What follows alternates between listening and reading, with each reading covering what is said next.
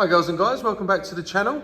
We have got a very nice Mitsubishi Evo 10 in. This is quite heavily modified, I'd say.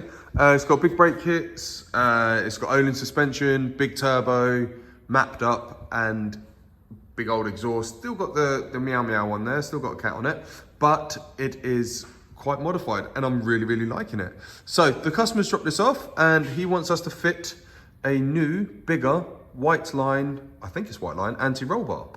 So the anti-roll bar is there, okay? Normally, yeah, I mean, it doesn't look too bad, but we do have to drop the subframe for this because it is not going to be a nice thing to remove because it has to come out from here. So we're going to show you how to do it. So first things first, I started removing some bolts and then I realised that this could actually be quite a nice little video. So we're going to remove this plate and then remove these little plates, which I've already undone. Take the wheels off, undo the drop links from here, unless we've got new ones, which I'll check in a minute.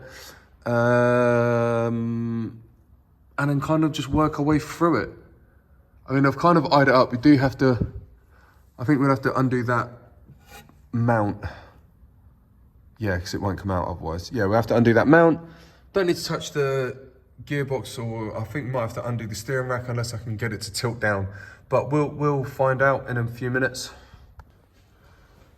Anti-roll bars have been removed, a 14mm up there and 14mm up there. Now I think I'm gonna try and undo the roll bar bolts, them ones there and them ones there. Now I'm gonna also disconnect the rear engine mount. Then I'm gonna have to support the engine because I think I have to disconnect the front engine mount because I've got to remove this bar. When that's removed, I'll be able to drop the subframe down. I might have to undo the steering rack, just leave the steering rack up there and let that just come down on the back bolts. But I'm hoping, no, that's not, I'd say if I just undone that, left it in place, I might be able to drop it a little bit lower, I don't know, we'll see. Removed the 12mm for the roll bar. Now the roll bar is free, single and ready to mingle. Done it on both sides.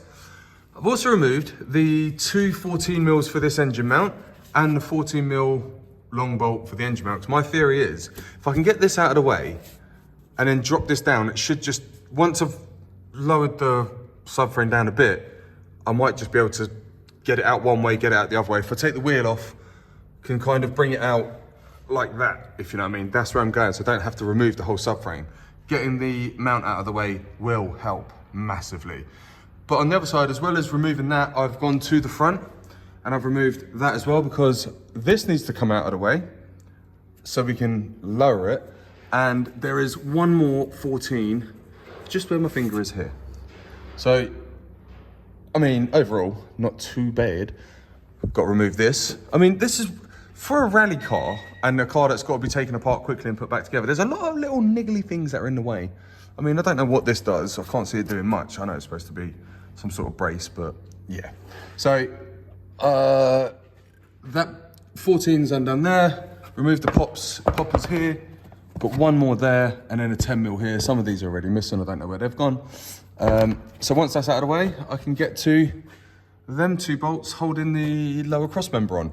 I've got the gear, I've supported the engine anyway. It's not going anywhere because it's still got two more engine mounts, one there and one there, holding it up, but just to relieve some of the stress.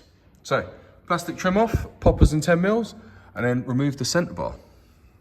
All right, undone the 19 here, loosened 19 through here, same on this side, and the roll bar is going to come out, but need to be very careful. Oh, there's an adjuster link there. And then undo that from the side here just to get that down out of the way to get less stress on there. To be honest, I could probably slide this out from here. I'm gonna try and slide it out, see what happens. Okay, so it did come out through there. I had to take the D bushes off and the clamps, but that is it. Anti-roll bar out. Right, we've got the, I didn't actually realise I've got a rear roll bar, so we're gonna be fitting that as well. Measured it up, that's a 25, that's a 28, I believe, the white line kit. So we're gonna go with that. We've also got provided some new polyurethane D bushes, and there's also white line drop links and Loads of mess all over my floor, and lots of stickers. So that's about 1,000 horsepower just in stickers on its own. So now let's get the front roll bar in. Okay, so that's all back up. These are on. I still need to get that bolt in there and the one at the front there, but I'm gonna support the engine, get that in, and then go for the front bar. They are all in and tight. I've put the old drop links in position just for now, just to hold it in place so it was easier to wangle and angle. One thing I did forget to mention is I removed these two 12s here, just to get the roll bar out of the way and obviously refit. Everything's all nice and snug. So that's all there. That bolt now, front engine mount, and then we'll move to the back. Now we've got everything in place, we're gonna replace the drop link, so get that out of the way, drop that back. Now the beauty is, I've jacked it up to get the wheels off, but you don't actually need to.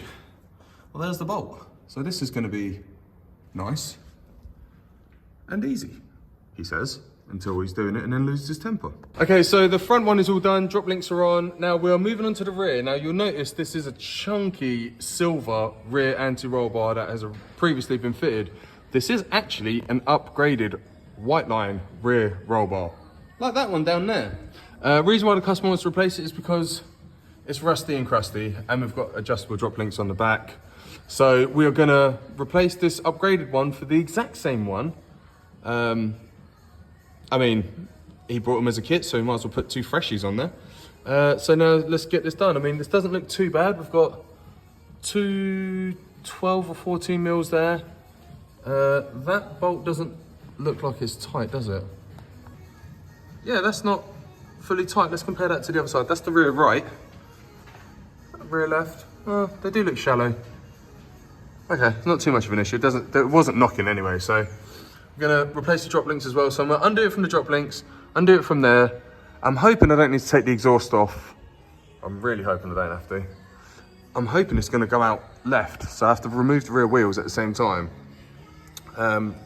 Looks like it's a hell of a lot easier to do than the front, but Well, what we've done is these were not coming off, so we've actually had to cut them off. They go up there. So I've undone them, got them out of the way. Same on this side.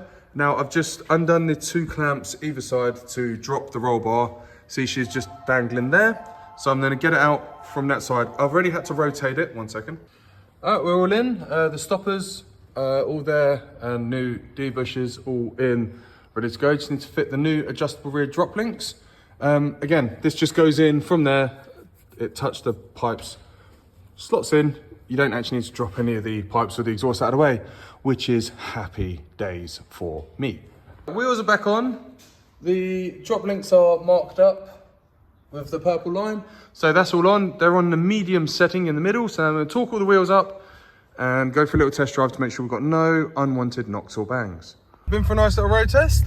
No knocks or bangs. So this Mitsubishi Evo is done.